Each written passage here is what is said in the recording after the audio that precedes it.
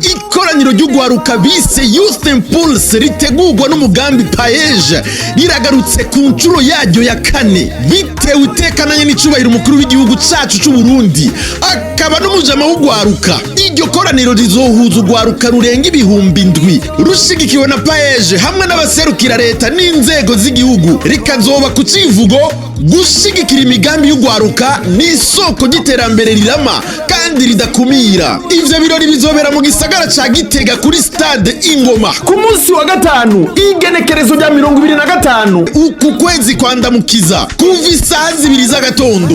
Uwo munsi kazoba akaryo keza ko kurimbura ibikorwa vyaranguwe n'umugambi Paeje mu myaka 4 umaze ushinzwe, nayo ugwaruka rushigikiwe na Paeje ruva mu ntara zose rukazokubita akazima kuri stade Ingoma aho bazodefira bariko barahayagiza ibidandazwa vyabo.